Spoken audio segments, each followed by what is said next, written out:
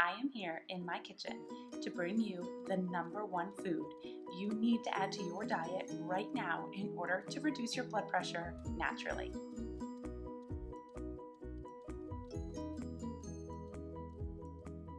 Hi, I'm Dr. Paige. I'm the Healthy Family Doc. You can find me over at Instagram. My kiddos are playing outside, and I did not want to delay in bringing you this information as part of this blood pressure series.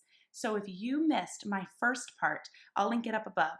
It was on DASH diet, Mediterranean diet, exercise, and 4-7-8 breathing as it pertains to lowering your blood pressure. Go back and watch that one. It is always easier to prevent chronic disease than treat it. So don't delay. But if you're all caught up, I'm going to share with you the #1 plant. Well, it's a seed you want to put in your plant-based diet to lower your blood pressure, and that is flaxseed. Here's my bag right here. This is the one I'm talking about. Flaxseed ground up into flax meal, which is like a fine flour, almost like a powder. This little seed can lower your blood pressure more than diet changes, more than exercise, and more than medications for blood pressure. Are you ready? We found this out in a randomized controlled trial. That's one of the best studies that's out there. This was double-blinded and placebo. So what does that mean? They took 2 groups of people. One group consumed the ground flaxseed every day.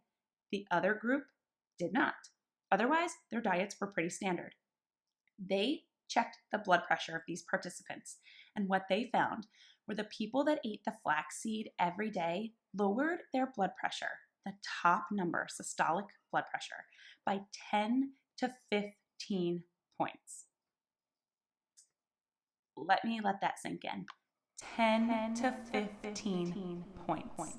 The bottom number, diastolic blood pressure, that lowered by about 7 points.